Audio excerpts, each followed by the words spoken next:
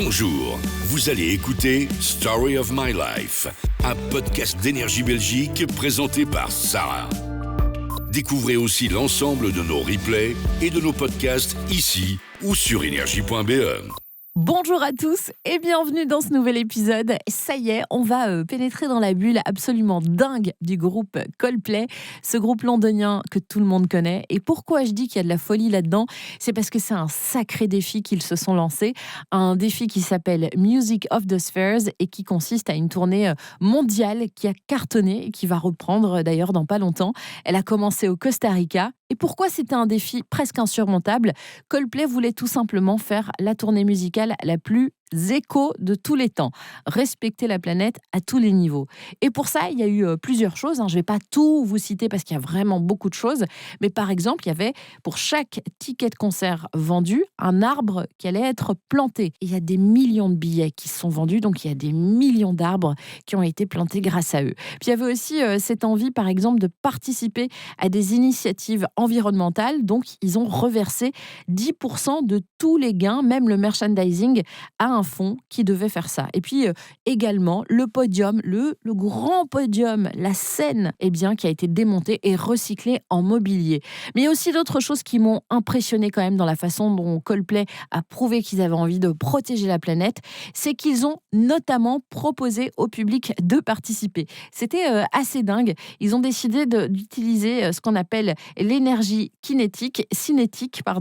Le public se pose sur des petits vélos générateurs d'électricité, ils pédalent, les fans prennent part à l'initiative verte de Coldplay. Et puis il y avait aussi un sol cinétique qui transformait les mouvements du public en énergie. Et ils ont utilisé également des panneaux solaires. Bref, Coldplay a réussi un pari complètement fou, faire le tour du monde sans pour autant polluer autant que les autres, notamment en ne prenant pas de jet privé. Ils voyagent en classe économique sur des vols commerciaux de compagnies, pour eux en tout cas, qui sont les plus propres d'un point de vue émissions de carbone. Donc voilà, moi j'ai découvert qu'il y avait un artiste en Belgique, Antoine Armedan, qui lui aussi s'est lancé un défi et on va en parler ensemble. Bonjour Antoine. Bonjour. Bienvenue ici. Merci. Alors Antoine, toi aussi tu fais de la musique. Ça fait un bail déjà. Moi j'ai commencé vers 8 ans. Faire de la guitare, j'ai des parents qui sont guitaristes amateurs, une guitare dans chaque pièce presque, et même sur le palier, ça m'a toujours fait rigoler. C'est sympa. Ah mais c'est trop bien. Moi j'aurais adoré avoir des parents comme ça. C'est vrai que quand dans la famille il y a une passion pour la musique, elle se transmet généralement aux enfants. C'est vrai que moi, j'ai toujours pris la guitare par plaisir. J'ai pas été dans une école de musique ou dans une académie. C'est vraiment via mes parents et puis en autodidacte. Ça a déclenché une véritable passion au fil des ans et du coup, j'ai décidé d'en faire mon métier. Il y a quand même une vie avant la musique professionnelle. Qu'est-ce qui s'est passé ? Comment tu as négocié le tournant ? En fait, quand je suis arrivé à la fin de ma réto, j'ai dit à mes parents que je voulais faire la musique. Et ils m'ont dit « Ok, mais alors tu passes par une école supérieure de musique, tu décroches un diplôme. » Et en fait, j'ai un master du conservatoire de Bruxelles en guitare jazz. Et ça me permet d'enseigner la musique. Et moi, donc, je vis au départ de l'enseignement de la musique. Donc, je suis prof en académie. Et alors, à côté de ça, il y a mon projet de chanson qui m'occupe beaucoup. Ce projet musical qui s'appelle Des plumes sous les comètes, sur lequel on retrouve plein de chansons qui sont composées, écrites par toi, avec des arrangements riches. Alors, il n'y a pas que de la guitare, même si on va aller sur les concerts que tu donnes cette année, où là, on est plutôt sur du guitare-voix quand même. Ouais, guitare-voix avec un petit peu de percussion. Et c'est vrai que c'est une tournée vraiment particulière là, que je fais cette année qui s'appelle Zéro carbone sous les comètes. D'où le lien avec le groupe Coldplay, je vous le disais un peu plus tôt. Coldplay, c'est un groupe qui est inspirant. Peut-être que toi aussi, il t'a inspiré alors pour cette tournée ? Bah oui, carrément. Bon, déjà, il m'inspire au niveau musical. Et puis, en fait, finalement, je m'en suis rendu compte après qu'il m'avait inspiré, parce que j'ai été les voir au stade Roi-Baudouin cet été. Et c'était incroyable comme concert. Et moi, cette idée de tournée Zéro Carbone, elle m'est venue, je dirais, vers le mois de septembre. En fait, avec d'un côté, j'ai fait quelques festivals pendant l'été et la chaleur était vraiment... écrasante. Ouais, écrasante. Je voyais des gens qui cherchaient l'ombre, qui n'osaient pas venir tout près de la scène tellement il faisait chaud. Ah oui. Et c'est arrivé à plusieurs festivals. Et puis, il y a eu la crise énergétique qui a pointé le bout de son nez. Et puis, il y a ce concert de Coldplay que j'ai vu. Et puis, je me suis acheté un vélo pliable qui a été un peu une une révélation pour moi, tellement c'était facile à sortir, à rentrer de ma maison de façade et puis à faire plein de trucs avec. Et du coup, je me suis dit, pourquoi pas faire un concert en allant à vélo et en train pour les distances un peu plus grandes. J'ai testé ça au mois d'octobre. J'ai adoré ça. Et du coup, je me suis dit, si je pousse l'idée plus loin, et pourquoi pas faire toute une tournée. Du coup, j'ai lancé un appel et il y a eu tellement de réactions que cette tournée qui initialement était prévue pour l'hiver se fait en fait jusqu'à la fin de l'été avec plein de dates dans tous les sens. Ouais, c'est génial. Déjà, c'est génial simplement parce que ton projet musical vit et que ça doit te faire plaisir. Clairement, ouais. Ça, c'est super. Et puis après, effectivement, embrasser une envie de faire quelque chose pour la planète, c'est toujours louable, c'est toujours bien, quoi. Je me sens un peu, on va dire, un peu plus en accord avec mon temps, avec la situation qu'on vit tous à l'heure actuelle. Et du coup, ça me permet effectivement de faire plein de concerts parce que, j'ai compté, il y en aura probablement plus de 130 au final. Et avec des déplacements qui finalement font vraiment, j'essaye en tout cas le moins d'émissions possible. Mais déjà, tu fais mieux que Coldplay. Non, mais c'est vrai parce que Coldplay a fait énormément avec sa tournée en termes même d'exemplarité, quoi. Je veux dire, c'est quand même super comme projet. Vraiment. Mais ils ont quand même été obligés d'utiliser l'avion et ils avaient besoin de pétrole. Dans mon cadre à moi, donc c'est des concerts totalement acoustiques et même éclairés à la bougie. Très intimiste. Très intimiste et puis chaque fois différente parce que je laisse le soin à l'organisateur de voir comment est-ce qu'il va gérer cet éclairage à la bougie. Par exemple, il y en a qui mettent les bougies tout autour de moi, d'autres qui en mettent un peu partout dans la salle, d'autres qui en donnent aux gens. J'ai déjà eu un concert comme ça où chacun tenait une bougie en main. Donc, c'est super ça. Oui, ça donne vraiment des... Pas brûler les cheveux de son voisin quand même. Exactement. Mais du coup, oui, effectivement, si Coldplay doit se balader avec du matériel qui équivaut à 30 semi-remorques, c'est plus compliqué, évidemment. Mais franchement, c'est très louable à eux. Et comme tu le disais tout à l'heure, ce truc d'exemple, je pense que ça aussi, ça compte vraiment de montrer que, OK, on est un groupe interplanétaire, mais qu'on a envie de faire bouger les choses et qu'il y a une vraie prise de conscience par rapport à l'actualité, quoi. Et alors, justement, si la musique fait partie de ta vie depuis toujours pratiquement, parce que 8 ans, c'est la tendre enfance, est-ce que l'écologie, ou en tout cas l'idée de faire attention à ton environnement, c'est un truc qui est là depuis super longtemps, ou comme moi, par exemple, je ne vais pas vous mentir, qui fait son chemin, mais depuis, pas longtemps, et pas très vite. Parce que je suis honnête, on a tous des vies à 100 à l'heure et c'est pas facile d'adapter nos styles de vie, mais il faut le faire finalement. Maintenant, faut y aller là. Faut qu'on commence à s'en préoccuper. Je pense que j'ai quand même toujours été sensibilisé à l'écologie dans ma famille.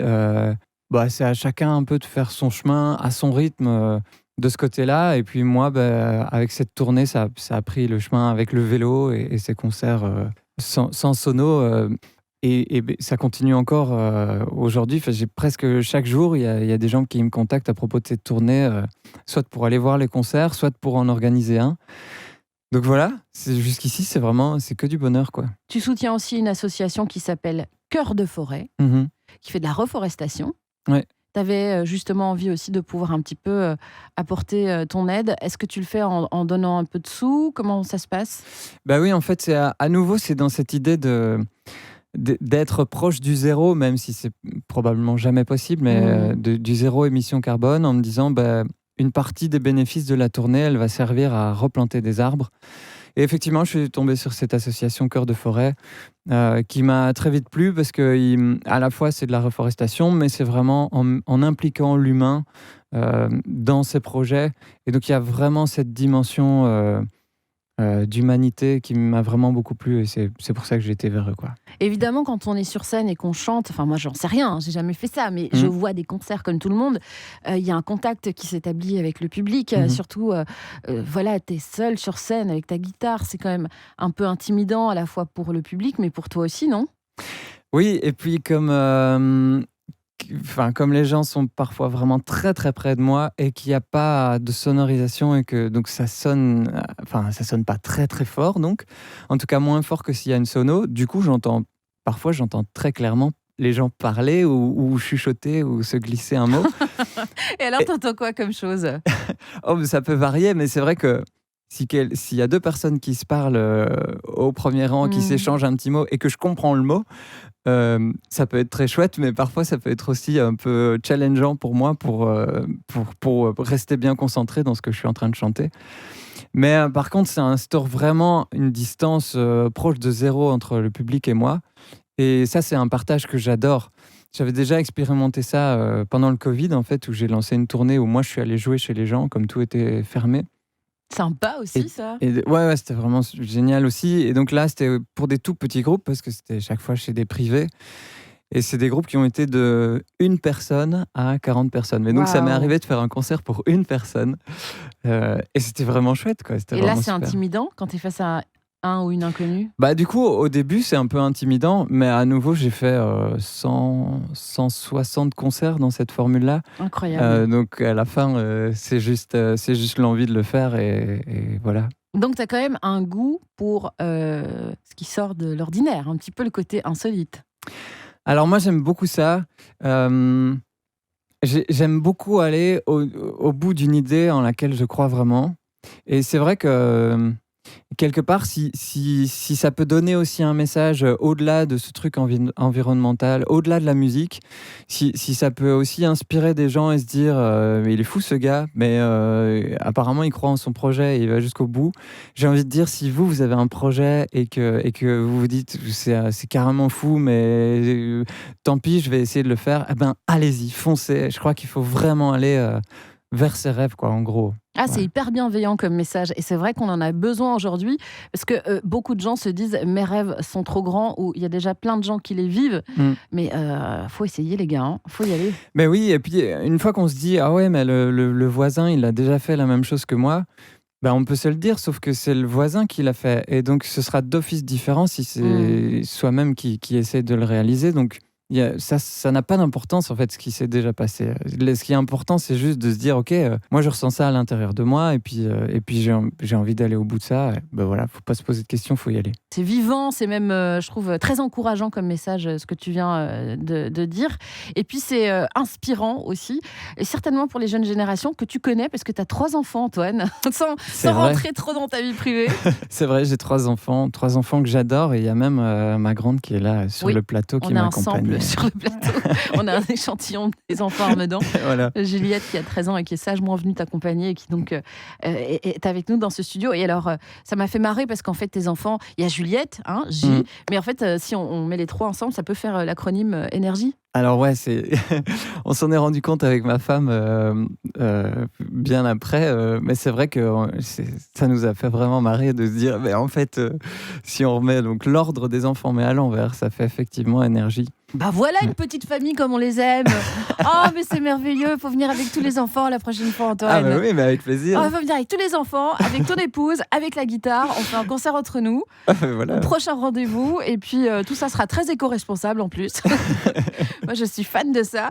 J'aimerais qu'on termine évidemment sur 2 conclusions. La première, c'est que c'est pas facile de faire une tournée 100% éco-responsable. On l'a compris. Pour Coldplay, il y avait la nécessité de se déplacer d'un continent à l'autre. Challenge assez incroyable. Et donc, toi, tu étais au concert l'année dernière, concert de cette fameuse tournée 100% éco-responsable. Coldplay sur scène dans ces conditions, ça donne quoi ?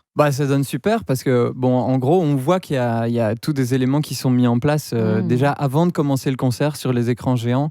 Ça tourne en boucle les associations auxquelles ils participent. Puis là aussi, ça incite à prendre soin de la planète. Et puis, on voit qu'il y a des gens qui pédalent à vélo. Il y a aussi des scènes sur lesquelles apparemment, une fois qu'on fait du mouvement, si on saute sur place ou quoi, ça crée de l'énergie. Et du coup, oui, avec tout ça, quelque part, ça change rien à l'énergie du concert et tout est là. Et donc, c'était vraiment... moi, j'ai adoré, c'était vraiment super. On aime Coldplay. Les pauvres, je les ai écorchés là, mais on aime Coldplay. C'est beaucoup mieux dit comme ça. Moi, en tout cas, je suis fan aussi. Il faudrait peut-être que j'aille à un de leurs concerts. Un jour, on m'a dit que c'était incroyable. Je vais pas spoiler le truc, mais on reçoit des bracelets lumineux à l'entrée qui sont synchronisés avec la musique. Et le fait de voir ça dans un stade, ça rajoutait encore l'effet. Vraiment, c'est un show à vivre, quoi. Ouais. Le projet musical, c'est Des plumes sous les comètes pour l'album. C'est de la pop, de la chanson française. Je dis souvent que mon projet, c'est de la pop, du folk, du français et de la vie. Voilà, c'est de la pop en français. On me dit souvent que c'est joyeux, énergique, lumineux et qu'elle fait du bien. J'espère que c'est le cas. Et pour terminer, comment est-ce qu'on te retrouve sur Internet, sur les réseaux, Antoine ? Le plus simple, c'est de taper Antoine Armedan sur n'importe quel moteur de recherche ou sur n'importe quel réseau et sur mon site antoinearmedan.com. Pareil pour les dates de concert. Merci beaucoup d'être venu ici. Mais avec grand plaisir. Et à très bientôt. À très bientôt. Merci d'avoir écouté ce podcast Énergie. Abonnez-vous à la chaîne Énergie Belgique pour découvrir dès maintenant l'ensemble de nos replays et de nos podcasts. À bientôt.